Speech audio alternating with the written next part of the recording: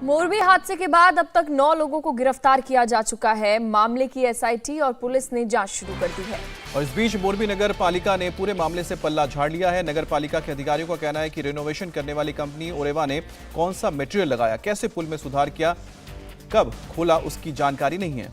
वहीं cable bridge पर राज्य सरकार के किसी तरह के रोल ना होने से पूर्व डिप्टी सीएम नितिन पटेल ने इनकार कर दिया है। और वहीं मोरबी हादसे की जांच को लेकर सुप्रीम कोर्ट में एक PIL भी दाखिल किया गया है।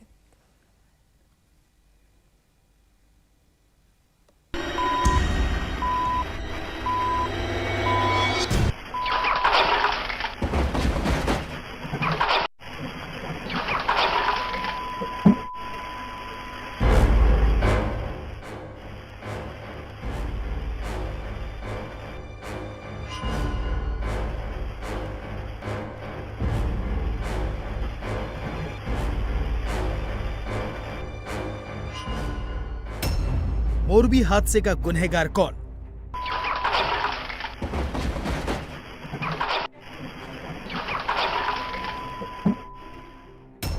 नौ लोगों की गिरफ्तारी क्या इंसाफ दिलाएगी?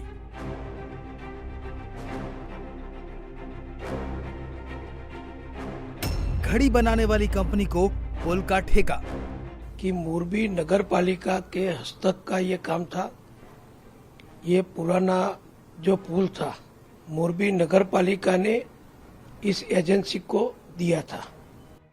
मोरबी हादसे के बाद पुलिस का एक्शन जारी है। शुरुआती जांच के बाद 9 लोगों को गिरफ्तार किया गया है। वहीं एसआईटी ने भी अपनी जांच शुरू कर दी है। इस बीच नगर पालिका पूरे मामले पर अपनी जिम्मेदारी से भागती दिखी। वहीं राज्य सरकार ने हादसे के पीछे कंपनी को ही जिम्मेदार ठहराया है। इस बीच सुप्रीम कोर्ट में हादसे से जुड़ी एक PIL दाखिल की गई है, जिस पर आज सुनवाई होगी। इस बीच हादसे पर पूर्व डिप्टी सीएम नितिन पटेल ने कहा है कि हादसे में सरकार का कोई रोल नहीं। मोरबी नगर पालिका के हस्तक का ये काम था। ये पुराना जो पुल था उसको रिनोवेट करके फिर उसको पब्लिक के लिए चलाना, ये काम मोरबी नगर पालिका ने इस एजेंसी को दिया था। इसमें गुजरात सरकार का डायरेक्ट या इनडायरेक्ट कोई रोल नहीं है। गुजरात सरकार की किसी भी प्रकार की मंजूरी भी इसमें लेने की जरूरत नहीं है। ये नगर पालिका यानी कि म्युनिसिपैलिटी के अधिकार में आती हुई ये बात उन्होंने की है। देखिए, घड़ी बनाने की कंपनी है, पुरानी है, मोरबी की कंपनी है, ये सब सही बात है। लेकिन किस हिसाब से, किस क्वालिफिकेशन के आधार पर मोरबी नगर पालिका ने उसको ये काम दिया, वो मोरबी नगर पालिका ने तय किया होगा। उसमें अब जब ये सब विषय की जांच होगी कि मोरबी नगर पालिका ने किस तरह इस कंपनी को ये पुल का काम दिया, जिसकी जानकारी काम की ये कंपनी के पास नहीं थी, वो सब अब इंक्वायरी में खुल के आएगा। गुजरात के पूर्व डिप्टी सीएम ने तो पल्ला झाड़ दिया, लेकिन सवाल जस के तस हैं, जिनका जवाब हर कोई जानना चाहता है। इस पूरे हादसे का आखिर कौन जिम्मेदार है, जिसके फैसले ने 134 लोगों को मौत के मुंह में ढकेल दिया। मोरबी म्युनिसिपल कॉर्पोरेशन का कहना है कि इस पुल को चालू करने से पहले फिटनेस प्रमाण पत्र नहीं लिया गया था और ना ही कोई अनुमति ली गई थी। लेकिन सवाल यह है कि 4 दिन से हजारों लोग यहां पुल पर आते रहे, बाकायदा प्रेस कॉन्फ्रेंस कर पुल खुलने का ऐलान किया गया, तो प्रशासन को नहीं पता था कि फिटनेस सर्टिफिकेट नहीं है। और अगर फिटनेस सर्टिफिकेट नहीं है तो कैसे ये पुल नववर्ष के मौके पर खुल गया, कैसे लोग यहां लाइन लगाकर 400 की संख्या में पुल पर पहुंच गए? ये सवाल प्रशासन से भी उठते हैं, क्योंकि फिटनेस सर्टिफिकेट नहीं था ये कहकर प्रशासन अपनी जिम्मेदारी से नहीं बच सकता। ऐसे बहुत से सबूत हैं जो दिखाते हैं कि रेनोवेशन के नाम पर कैसी लापरवाही बरती गई। अब सवाल उठता है कि आखिर हादसे का असली जिम्मेदार कौन है? क्या ओरवा कंपनी ही इस हादसे की जिम्मेदार है? क्या मोरबी नगर पालिका की कोई जिम्मेदारी नहीं बनती? बिना फिटनेस सर्टिफिकेट के पुल कैसे खुल गया? किसके आदेश पर पुल को खोला गया? क्या ठेका देने से पहले कंपनी की पड़ताल हुई? ये सवाल सब पूछ रहे हैं कि सैकड़ों परिवारों के उजड़ने की जिम्मेदारी आखिर कौन लेगा। जब 7 महीने तक ये पुल बंद था तो इसकी रिपेयरिंग क्यों नहीं की गई? लेकिन आपको जानकर हैरानी होगी कि जिस मोरबी नगर पालिका ने पुल को रिपेयर करने की जिम्मेदारी ओरवा ग्रुप को दी थी, उस नगर पालिका को जानकारी ही नहीं कि ये पुल कब खुल गया। फिटनेस सर्टिफिकेट का भी कोई अता पता नहीं। પરંતુ આ કઈ રીતે તૂટી ગયો, એની કેપેસિટી શું હતી, એના કોઈ ફિટનેસ સર્ટિફિકેટ એમણે લીધેલા છે કે નહીં, એ અમારી કોઈ જાણકારીમાં હાલમાં નથી। અને આજે અમને જાણવા મળ્યું કે સાંજના સમયે અચાનક આના પર માણસો જે છે એનું જે સમગ્ર મેન્ટેનન્સ એના પર જવા આવતા માણસોનું અને કેટલાને જવા દેવા એની શું કેપેસિટી છે, એ કેપેસિટીથી વધારે માણસો એમના દ્વારા જે છે એ ઓફિશિયલી મોકલવામાં આવે અને આ ઘટના બનેલી છે અને એનું રેસ્ક્યુ વર્ક અત્યારે અમે કરી રહ્યા છીએ। मोरबी नगर पालिका के चीफ ऑफिसर का यह बयान हैरान करने वाला है, क्योंकि जब साहब को ही नहीं पता कि कंपनी ने कौन सा मटेरियल लगाया, कैसे रिपेयर किया, फिटनेस सर्टिफिकेट था या नहीं, तो हकीकत में काम कैसा हुआ होगा ये आसानी से समझा जा सकता है। सवाल ये भी उठता है कि रेनोवेशन के बाद पुल को दोबारा खोलने की तारीख का ऐलान जोर शोर से किया गया, न्यूज़पेपर में बड़े बड़े इश्तेहार छपे, पोस्टर लगाए गए, तब मोरबी के अधिकारी क्या कर रहे थे? मोरबी हादसे में अब तक 134 लोग मारे गए, लेकिन गिरफ्तार सिर्फ 9 लोगों को किया गया।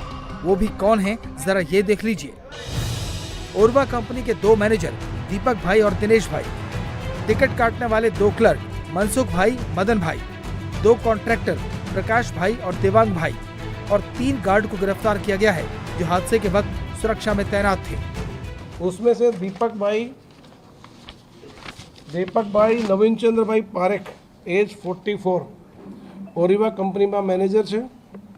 दूसरा दिनेश भाई मनसुख भाई दवे, ये पण ओरिवा कंपनी के अंदर मैनेजर है। तीसरा मनसुख भाई वालजी भाई टोपिया एज 59, ये टिकट क्लर्क का काम करते हैं। चौथा मदर भाई लाखा भाई सोलंकी, ये भी वहाँ टिकट क्लर्क का काम करते हैं। इसके साथ साथ जो इस पूरी जो रिपेयरिंग की काम हुई उसमें जो कॉन्ट्रैक्टर का काम करते थे उसमें से 2 लोग धांगध्रा के हैं, जिनका नाम है प्रकाश भाई लालजी भाई परमार, ये ब्रिज रिपेयरिंग कॉन्ट्रैक्टर है।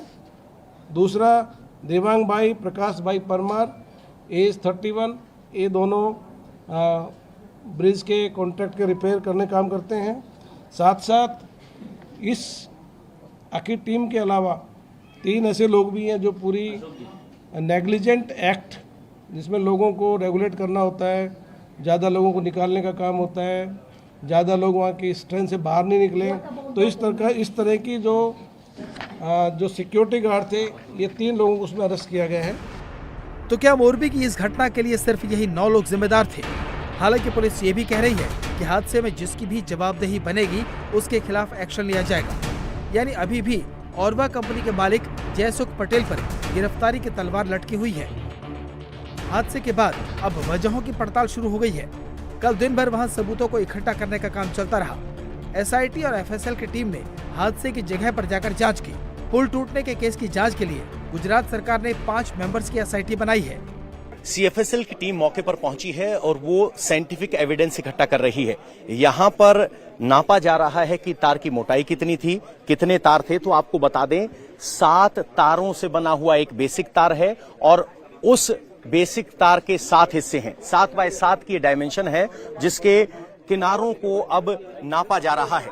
और गौर करने वाली बात यह है कि तार की मोटाई क्या है और जिस हिस्से में ये तार टूटा वहां मोटाई कम होकर कितनी हो गई, ताकि इस तार की टेंसाइल स्ट्रेंथ नापी जा सके कि जब जोर पड़ा तो ओरिजिनल साइज के हिसाब से तार खींचने पर कितना पतला हुआ और उसका ब्रेकिंग पॉइंट क्या था।